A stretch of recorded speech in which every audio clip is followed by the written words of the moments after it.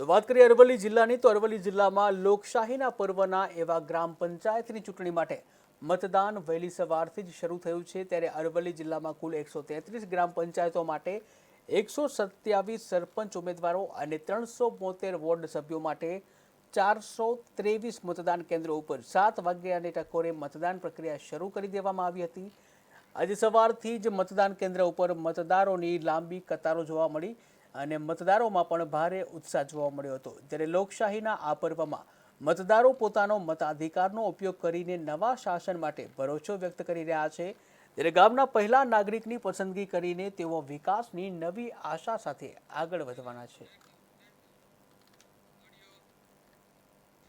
हाँ, मारू नाम गोपाल सोनी, हूँ साकरिया गामनो वतनी छूँ અને આજે આ લોકશાહીનો પર્વ જે કહેવાય ચૂંટણીનું, એ ચૂંટણીના પર્વનું આજે જે છેલ્લા 2-2.5 વર્ષથી અમારા વહીવટદાર જ્યારે વહીવટ કરતા હતા અને એ વહીવટનો આજે અંત આવી રહ્યો છે અને આજે નવા સરપંચના 22 સરપંચની અમે રાહ જોઈ રહેલા, એનો આજે મતદાનનો આજે દિવસ છે, મતદાન બી કર્યું છે આજે અને એનો આનંદ પણ અનુભવી રહ્યો છું અને 22 સરપંચ માટે એટલી અમે આશા રાખીએ છીએ કે ભાઈ અમારા ગામનો વિકાસ થાય, નવી નવી યોજનાઓ લઈને આવે અને ગામ સ્વચ્છ અને સુંદર બને। જે ભારત સરકારનો જે અભિગમ છે એ અમારો પૂર્ણ કરવાની આશા સાથે નવા સરપંચને ચૂંટવા માટે અમે લોકો છે।